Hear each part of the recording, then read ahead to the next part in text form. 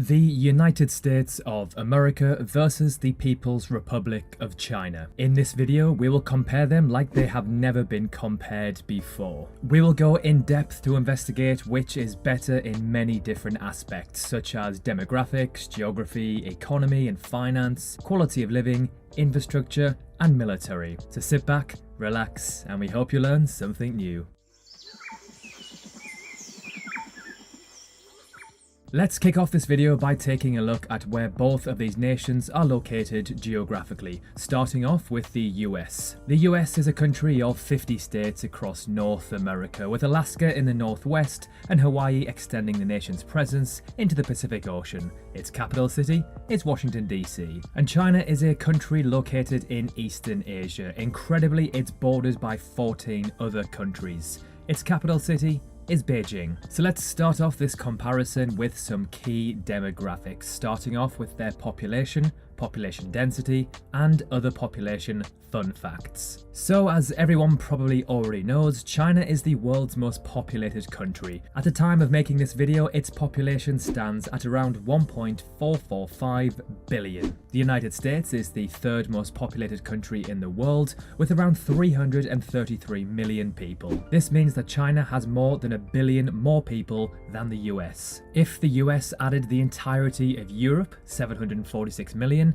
and Indonesia, 273 million, the world's fourth most populated country, it would still be short of China's population. To me, this is seriously mind-boggling. Across the US, the population density is just under 34 people per kilometre squared, compared to China's 151, around 4.5 times more densely populated than the US. The US's three most populated cities by their urban area are New York City with 21 million inhabitants, the 11th highest in the world, Los Angeles with around 15.5 million inhabitants, and finally Chicago with around 9 million. China's three most populated cities by urban area are Shanghai with around 22.1 million, the 8th highest in the world, Guangzhou with around 21.5 million, and finally Beijing with around 19.5 million. This means that the US is home to two megacities. That's a city with more than 10 million residents, and China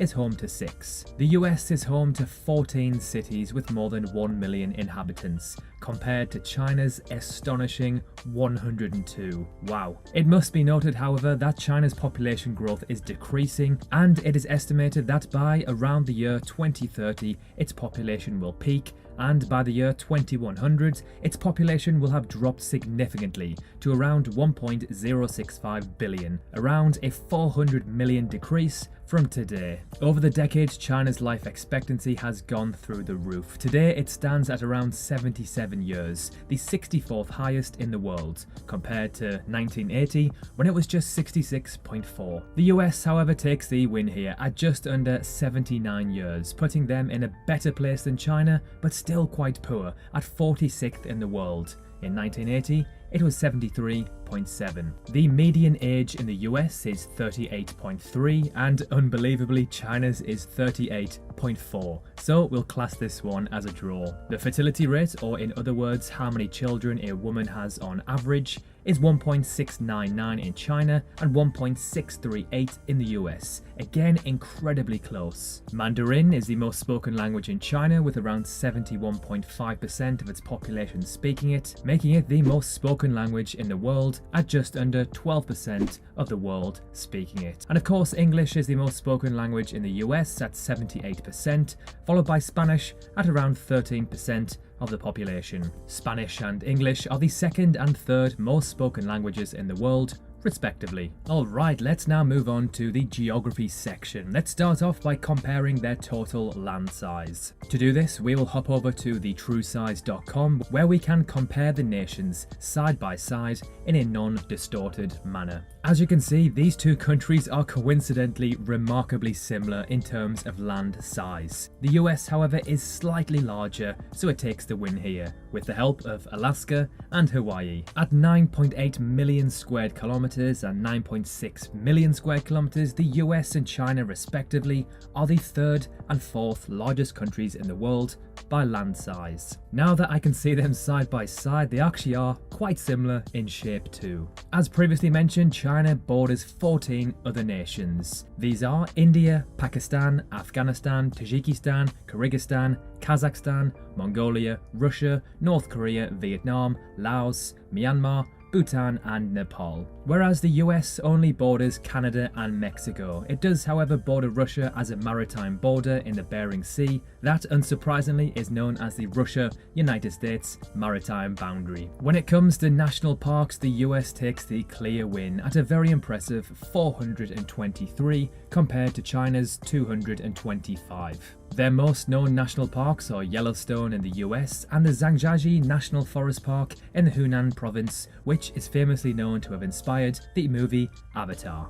Denali, or Mount McKinley, is the tallest point in the US. It is located in Alaska and stands at just under 6,200 meters. Now, slightly controversial, Mount Everest on the crest of the Great Himalayas of Southern Asia is the tallest mountain technically in China. China classes Tibet as an autonomous region of China, so technically Mount Everest is in China, standing at 8,848 meters in the highest point. The United States of America has around 20,000 kilometers of coastline.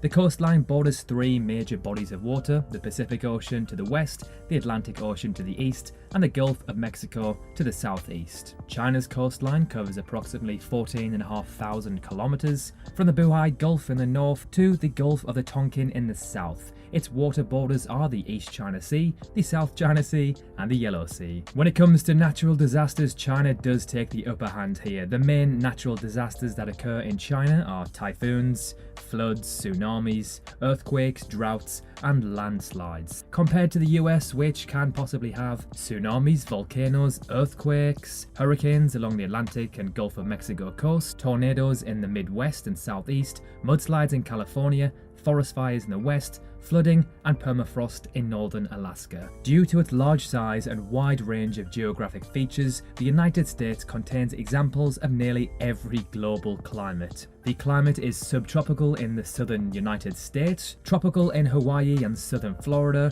polar in Alaska, semi-arid in the Great Plains west of the 100th meridian, Mediterranean in coastal California, and arid in the Great Basin and the southwest. And again, China is just as big as the US, so its climate is diverse as well. It ranges from tropical in the south to subarctic in the north. For me, this is a win for the US. It literally has every climate imaginable on Earth. Alright, now time for economic and financial statistics and facts. This should be interesting. Let's kick off this section by looking at the biggest, juiciest number, the total GDP for these two nations. In 1970, China's GDP was just 92 billion US dollars, compared to the US's 1 trillion, over 10 times higher. By the year 2000, China's GDP had reached 1.2 trillion, and the US's was over 10 trillion, again, not far from being 10 times higher. At the time of making this video, the International Monetary Fund estimates that the US's total GDP is 22.6 trillion US dollars, a mouth-watering figure.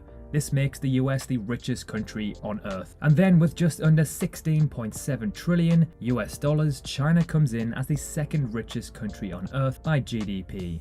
For reference, Japan comes in third with just under 5.4 trillion. It is estimated that by around the year 2032, China will overtake the US as the largest economy on Earth. Now, this next one isn't even close. The US wipes the floor with China in terms of GDP per capita. At around $68,300, the US has the fifth highest GDP per capita in the world. Behind only Luxembourg, Switzerland, Ireland and Norway, China, however, sits in 61st place with just under 12,000 US dollars. There are of course many wealthy individuals in China, but with a population of over 1.4 billion, there are still a lot of poor residents. Speaking of wealthy people, let's take a look at how many billionaires these two nations have. So to no surprise, the US takes the win here, not just in this battle, but for the entire world. With 724 billionaires at a rate of 1.85 per million people, compared to China's 698 at a much lower rate of 0.27 billionaires per 1 million people. The US's labour force by occupation is as follows: agriculture 1%, industry 19%, and services 80%, which is rather different to China's. Agriculture just under 8%, industry 40.5%, and services 52%. Now, if you are American, you are not going to want to miss this next one. Let's take a look at the largest companies in the world by market cap. So 7 of the top 10 highest market cap companies in the world are American, with the likes of Apple, Amazon, Google, and Tesla. Tencent, China's equivalent of Facebook, is the only Chinese company to make the top 10 list. Okay, cool, time for the next section, quality of life. Let's fire through some quick stats. When it comes to the Global Happiness Index, the US takes the easiest win of their life, ranking 18th in the world compared to China's 94th place. When it comes to the Global Peace Index, however, both of these countries, well, suck. China sits in 110th place. Yes, you heard that right. And the US sits in 128th place. Very poor. It's pretty much impossible to be 2 of the biggest countries in the world by size, population, economy, and military, and not be involved in political instability. So this one comes to no surprise. Let's now move on to the Global Corruption Index, where the US positions itself in a more respectable place, 31st in the world compared to China's 140th place. And finally, let's end this section by looking at the Human Development Index. The index considers the health, education, and income in a given country to provide a measure of human development which is comparable against other countries over time. The US sits in a very decent 17th place, notably falling 3 places from the previous year, compared to China, who sits in 85th place, but impressively climbed 12 places compared to the previous year. Alright, let's now move on to the penultimate section, infrastructure. Starting off with how much roadways, railways, and airports these 2 countries have. At just under 6.6 million kilometers, the US just beats China's 4.8 million kilometers of roadway. However, it must be noted that China used more concrete between 2011 and 2014 than the US did in the entirety of the 20th century. The US again takes the win when it comes to railways, with around 293,000 kilometers compared to China's 131,000. This next one is mental. So China has around 200 public airports that travelers can use. The US has a mind-boggling 5,200, a clear win for the United States. One World Trade Center in New York City is the United States' tallest building, standing at 541 meters tall. Now, if you thought that was tall, which of course it is, then check out the Shanghai Tower in, of course, Shanghai, which is even taller at 632 meters, making it the 2nd tallest building in the world, only behind the Burj Khalifa. However, when it comes to the world's largest building by volume, the US takes the win with the Boeing factory in Washington. It has a floor area of just under 13.3 million meters cubed. By floor space, however, the New Century Global Center in Chengdu is the world's largest building. It has just under 19 million square feet of floor space. And finally, let's compare their biggest sports stadiums, and it's another clear win for the United States. The Michigan Stadium has a capacity of over 107,000 people, making it the 3rd largest stadium by capacity in the world. China doesn't even come close. Their largest is around 80,000, the Guangdong Olympic Stadium. The majority of the world's highest capacity stadiums are in fact located in the US. And finally, to end the video, let's compare their military strength and spending. So China ranks as the 3rd most powerful military in the world, behind Russia and above India. Then we have the US with the most powerful military on Earth. In 2020, the US spent an incredible $778 billion on its military, around 3.4% of their total GDP. However, China spent around $252 billion, the second highest in the world, so around about a third of what the US spent. China, however, does win when it comes to military personnel numbers, with the most in the world at just under 2.2 million. The US sits behind India as the third highest in the world, with 1.4 million. So there we have it, the US versus China. From these comparisons, it's quite clear that the US is still dominant in many aspects. However, China is catching up, and the next couple of decades will seriously be interesting. Let us know in the comment section below what your thoughts on China versus the US is and how you see the future playing out. Thank you so much for watching, we really hope you enjoyed. Remember to drop a like if you enjoyed and drop a sub if you haven't already. Have a great day, and we will see you very soon in the next video.